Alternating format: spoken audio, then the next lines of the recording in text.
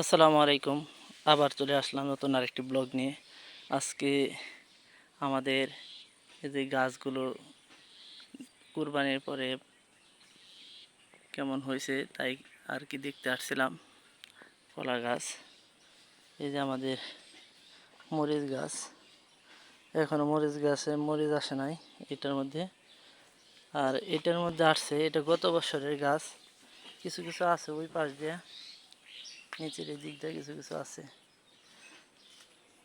এই যে কাঁঠাল গাছ হচ্ছে, এখনো কাঁঠাল গাছ পরিপূর্ণ হয় নাই। এই পাশে যে পেয়ারা গাছটা আছে। আরেকটা জিনিস এই জায়গায় আসার পরে আমার চোখে পড়লো, দেখেন এই যে এই পাশে দেখেন, এই যে আমি একটু জুম করে আপনাদের দেখাচ্ছি।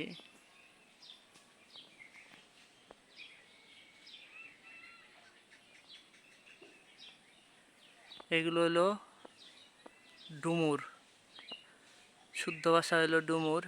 দেখেন গাছের পুরা গাছই মনে করেন যে ডুমুরে পরিপূর্ণ। এত পরিমাণ আসছে আর গাছের নিচে এই পরিমাণ পড়ে থাকে, কি আর বলবো। এগুলো কিন্তু যাদের ডায়াবেটিস আছে তারা কিন্তু খেতে পারেন। ডুমুর কিন্তু ডায়াবেটিক্স রোগীদের জন্য অনেক উপকারী, কিন্তু এটা একটা ফল। এটা আপনি যদি কন্টিনিউ খান, দেখেন কি পরিমাণ আসছে। এগুলো কিন্তু গ্রাম্য ভাষায় কি বলে, এই জলটং কুঠা। যেমন আমাদের এলাকায় এগুলো, আমাদের এলাকায় সবাই বলে এগুলো নাকি জলটং কুঠা। জলটং কুঠা দেখেন পুরো গাছ ভর্তি। গাছটাও অনেক বড়।